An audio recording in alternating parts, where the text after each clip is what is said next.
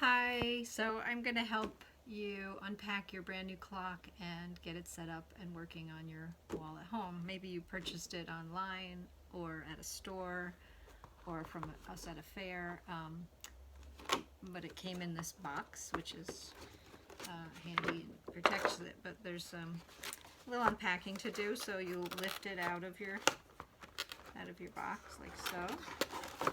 And in the bottom of the box is a little instruction card, which basically will say what I'm about to tell you. You'll just take it out of this die cut protective cover. The bottom will slide out. The top does have a little piece of tape that anchored it from side to side so it didn't get damaged in shipping or repositioned during shipping, so just kind of tug a little bit. There's a little hidden piece of tape back there, but that's why it was there. So then you've got your clock, and inside the box you have the corresponding tail that goes with the design, taped in the back and protected with a little packaging. So you've got your tail, your clock.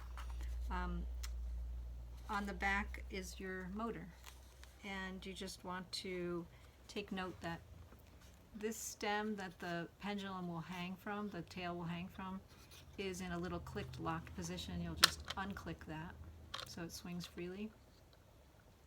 Okay, it's just in a tiny little position there that holds it in place so it doesn't flop around during shipping. Okay, so then unclick that, hang your tail, and you'll just use one AA battery, a good alkaline battery, a strong battery, so it does need a decent battery. You don't want to use one from some other device that was working around the house and seemed perfectly fine.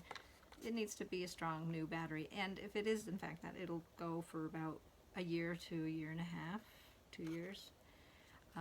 At which time it will stop working again. I don't think your clock's broken, it just needs a new battery. People forget that sometimes. So just replace the battery, positive up, negative down. We do this little tape piece in our studio just to kind of make it easier to take it out and not have to handle it. If you do that, it's kind of handy. Just make sure you push the tape off to the side so it doesn't interfere with where the pendulum needs to swing. If the tape is over here, it will bump into that piece of tape and it won't swing freely.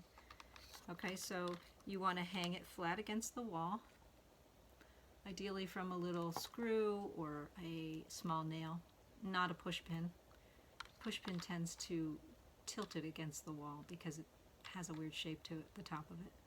And a push pin is always a problem for people, so don't use the push pin. Okay, and then you just set your time clockwise. Don't go clockwise, counterclockwise ever setting the time, so go clockwise. And you can also use this little dial in the back to set the time, but it's just fine to go clockwise.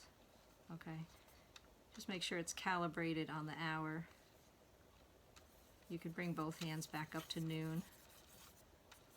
Okay, now and make them even together so that when it advances 5 minutes, half an hour, it's exactly in between hours, and then when it comes back up to noon, it's on the hour.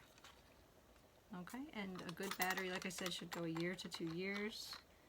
Hang it flat against the wall. If it stops swinging, just check and make sure that your back is straight up and down, and it's flat, and that your battery's strong, and you should be good to go.